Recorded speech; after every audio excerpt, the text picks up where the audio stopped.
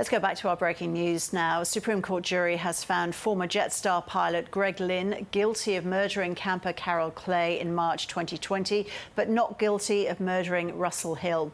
It comes 4 years after they disappeared at the end of a 5-week trial. Sian Valence was in court for the verdict and joined us now. Sian, what was the reaction?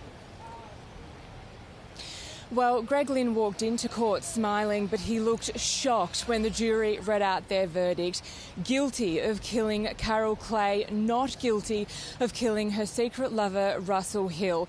Of course, there's a lot of emotion in that courtroom right now because there are 3 families deeply impacted by this verdict. There's Carol Clay's, there's Russel Hill's, and of course there's Greg Lynn's. Their families were here for the whole trial, more than 6 weeks when you include the verdict, because they've been deliberating for 7 days now, and so there's a lot of emotion as they take in just what this means for their families.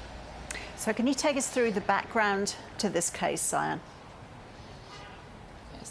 Well, Russel Hill and Carol Clay went missing when they were camping in the Victorian high country back in March 2020. 18 months later, police arrested Greg Lynn with their murder.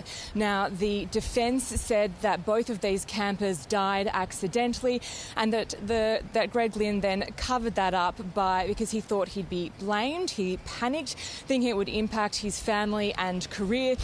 Now, the jury has found that that's not true. They have found that he murdered Carol Clay, that she was shot in the head. And to find him guilty, that the prosecution had to prove 4 things: that he did kill Carol Clay deliberately, voluntarily and consciously, that he intended to kill or seriously harm, and that it was not in self-defence. So the jury was convinced he did all of those things. They were not convinced that happened in the case of Russel Hill.